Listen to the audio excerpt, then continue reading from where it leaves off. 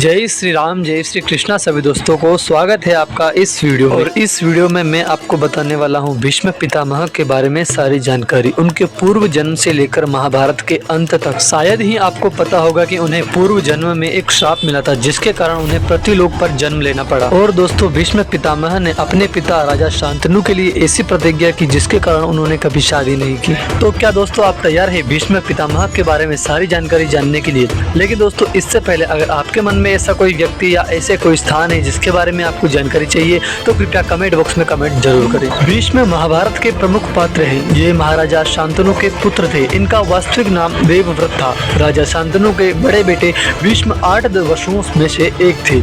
अपने पिता को दिए गए वचन के कारण उन्होंने आजीवन ब्रह्मचर्य का व्रत लिया था। इन्हें इच्छा मृत्यु का वरदान भी प्राप्त था।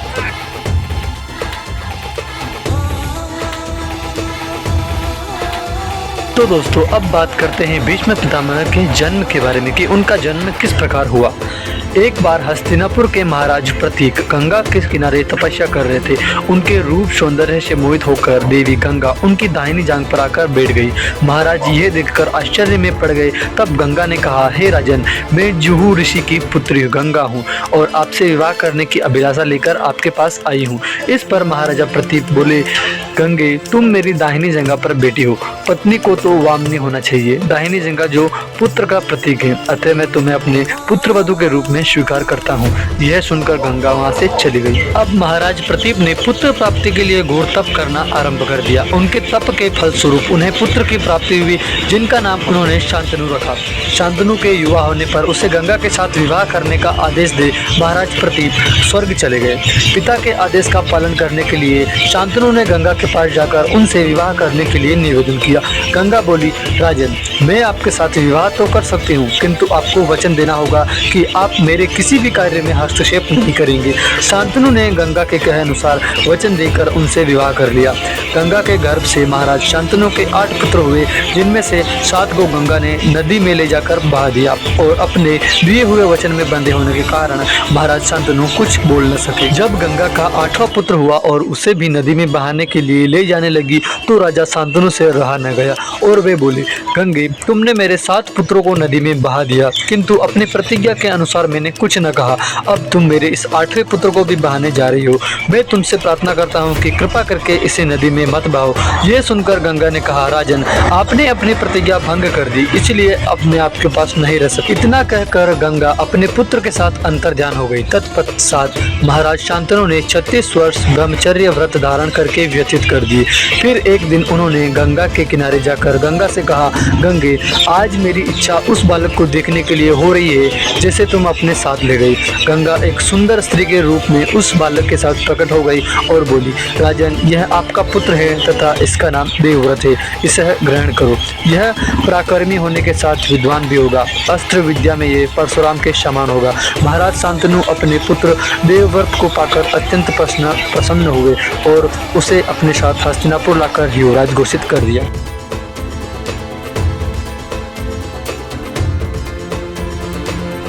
तो दोस्तों, अब मैं आपको बताता हूँ कि भीष्म पितामह अपने पहले जन्म में क्या थे और उन्होंने क्या किया था। एक बार अपनी गृहिणी के कहने से द्यू नामक वसु ने वशिष्ठ ऋषि की कामधेनु का हरण कर लिया। इससे वशिष्ठ ऋषि ने द्यू से कहा कि ऐसा काम तो मनुष्य किया करते हैं, इसीलिए तुम मनुष्य हो जाओ। अंत में 8 वसुओं ने वशिष्ठ जी से प्रार्थना की तो उन्होंने यह सहूलियत कर दी कि अन्य वसु तो वर्ष का अंत होने पर मेरे साथ से छुटकारा पा जाएंगे, किंतु द्यू को अपनी करने का फल भोगने के लिए एक जन्म तक मनुष्य लोक में रहना पड़ेगा। यह सुनकर वसुओं ने गंगा जी के पास जाकर उन्हें वशिष्ठ जी के श्राप से ब्यौरा करवाया और यह प्रार्थना की कि आप मृत्यु लोक में अवतार लेकर हमें गर्भ में धारण करें और जो ही हम जन्म ले हमें पानी में डुबो दे। गंगा जी ने स्वीकार कर लिया। वे युक्ति से शांतनु राजा की पत्नी बन गई। शांतनु ने जन्म से पहले गंगा के गर्भ से जो 7 पुत्र पैदा हुए थे वे उत्पन्न होते ही गंगा जी ने पानी में डुबो दिया था। पत्नी के इस व्यवहार को शांतनु राजा अच्छा नहीं समझते थे, किंतु वे कुछ रोक टोक नहीं कर सकते थे। और अब जब गंगा शांतनु के सामने अपने पुत्र के साथ प्रकट हुई तो उनको सारी बात बताई और वह पुत्र उन्हें सौंपकर चली गई, जो पूर्व जन्म में द्यू नाम का वसु था, जो आगे चलकर भीष्म नाम से प्रसिद्ध हुआ और इनका नाम देवव्रत रखा गया।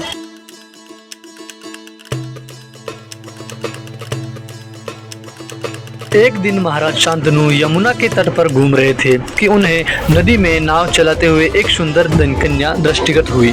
उनके अंग अंग से सुगंध निकल रही थी। महाराज ने उस कन्या से पूछा, हे देवी, तुम कौन हो? कन्या ने बताया, महाराज, मेरा नाम सत्यवती है और मैं निषाद कन्या हूँ। महाराज उसके रूप यौवन पर रीझ कर तत्काल उसके पिता के पास पहुँचे और सत्यवती के साथ अपने विवाह का प्रस्ताव किया।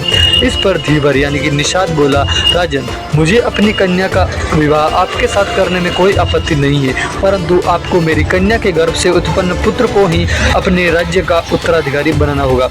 निषाद के इन वचन को सुनकर महाराज शांतनु चुपचाप हस्तिनापुर लौट आए। पति के वियोग में महाराज शांतनु व्याकुल रहने लगे। उनका शरीर दुर्बल होने लगा। महाराज की इस दशा को देखकर देवव्रत को बड़ी चिंता हुई। जब उन्हें मंत्रियों के द्वारा पिता की इस प्रकार की दशा होने का कारण ज्ञात हुआ तो वे तत्काल समस्त मंत्रियों के साथ निषाद के घर जा पहुंचे और उन्होंने निषाद से कहा, हे निषाद, आप सहर्ष अपनी पुत्री सत्यवती का विवाह मेरे पिता शांतनु के साथ कर दे। मैं आपको वचन देता हूँ कि आपकी पुत्री के गर्भ से जो बालक जन्म लेगा वही राज्य का उत्तराधिकारी होगा। कालांतर में मेरी कोई संतान आपकी पुत्री के संतान का अधिकार छीन न पाए, इस कारण से मैं प्रतिज्ञा करता हूँ कि आजन्म अविवाहित रहूंगा। जिसके बाद निषाद ने अपनी पुत्री सत्यवती का शांतनु के साथ विवाह कर दिया। पिता ने प्रसन्न होकर पुत्र से कहा, वत्स, तूने पितृभक्ति में वशीभूत होकर ऐसी प्रतिज्ञा की है जो न आज तक किसी ने की है और न ही भविष्य में कभी करेगा। मैं तुझे वरदान देता हूँ कि तेरी मृत्यु इच्छा से ही होगी। तेरी इस प्रकार की प्रतिज्ञा करने के कारण तू भीष्म कहलाएगा और तेरी प्रतिज्ञा भीष्म प्रतिज्ञा के नाम से सदैव प्रख्यात रहेगी।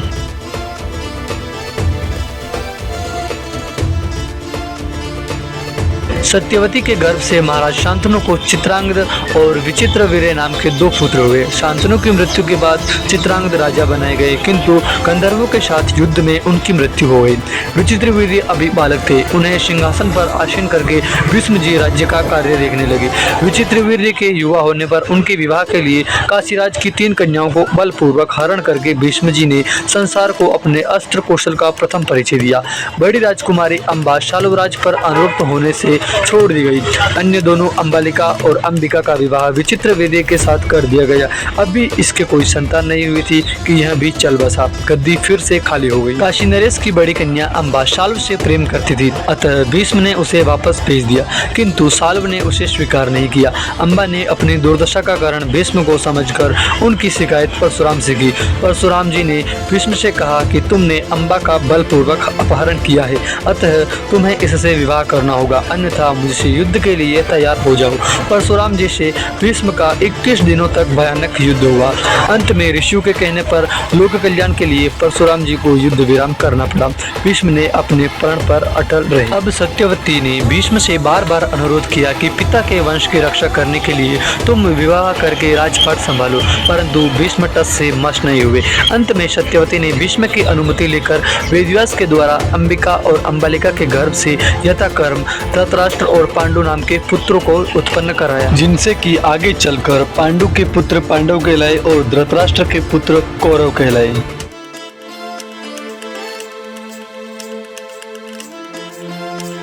कुरुक्षेत्र का युद्ध आरंभ होने पर प्रधान सेनापति की हैसियत से भीष्म ने 10 दिन तक घोर युद्ध किया। इसमें उन्होंने पांडव के बहुत सेनापतियों और सैनिकों को मार गिराया। यह सच है कि पांडवों पर पितामह की कृपा दृष्टि थी, किंतु इसका यह मतलब नहीं कि वे दुर्योधन के साथ दगा कर रहे थे। इस भीषण युद्ध को देखकर युधिष्ठिर ने अपने भाइयों और श्री कृष्ण से पूछा कि इस युद्ध से पितामह को अलग कैसे किया जाए। तब श्री कृष्ण ने कहा कि वे भले ही कौरवों की तरफ से युद्ध लड़ रहे हैं, लेकिन अगर हम उनके पास जाएंगे तो इस समस्या का हल जरूर मिलेगा। पांडव और श्री कृष्ण भीष्म पितामह के पास पहुंचे और प्रणाम करके बोले कि आपने अब तक जिस दृढ़ता से युद्ध किया है उस प्रकार से तो हम कभी विजयी नहीं हो सकते। तब भीष्म पितामह ने कहा कि तुम्हारी सेना में एक महारथी शिखंडी है, वह पहले स्त्री था अब पुरुष बन गया है, उसको आगे करके अर्जुन मेरे ऊपर प्रहार करे। शिखंडी से मैं युद्ध नहीं करूंगा और अर्जुन की चोटें मेरे ऊपर कारगर हो जाएगी। बस विजय प्राप्ति का यही उपाय है, क्योंकि शिखंडी एक स्त्री स्त्री है इसलिए मैं उस पर प्रहार नहीं करूंगा।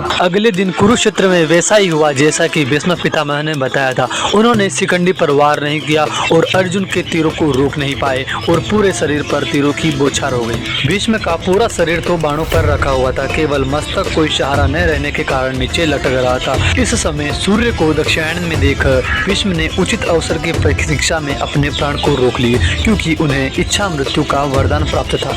अर्जुन ने अपनी धनुर्विद्या का प्रयोग करते उनके सर को सिरहाने से ऊपर किया और उन्हें प्यास लगने पर गंगा जल से उनको पानी भी पिलाया। भीष्म ने सरसैया पर लेटे हुए दुर्योधन को बहुत समझाया कि वह अब इस युद्ध को छोड़ दे और अपने वंश को बचा ले। और जब सूर्य उत्तरायण हो गया तब उचित समय जानकर युधिष्ठिर सभी भाइयों धृतराष्ट्र, गांधारी एवं कुंती को साथ लेकर भीष्म के पास पहुंचे। भीष्म ने उनको उपदेश दिए और 18 दिनों तक सरसैया पर पड़े रहने के बाद महाप्राणायाम किया, यानी कि इच्छा मृत्यु प्राप्त की। सूर्य के उत्तरायण होने पर पीताम्बरी श्री कृष्ण की छवि को अपनी आंखों में बसाकर महात्मा भीष्म ने अपनी नश्वर शरीर का त्याग किया था। सभी लोग भीष्म को याद कर रोने लगे। युधिष्ठिर तथा पांडवों ने पितामह के सर्वविद्ध शव को चंदन की चिता पर रखा और दाह संस्कार किया। तो दोस्तों, ये थी भीष्म पितामह के बारे में सारी जानकारी। इस वीडियो को यहाँ तक देखने के लिए आपका बहुत बहुत धन्यवाद और मिलेंगे अगले वीडियो में ऐसी ही किसी जानकारी के साथ। तब तक के लिए आप सभी को जय श्री कृष्ण।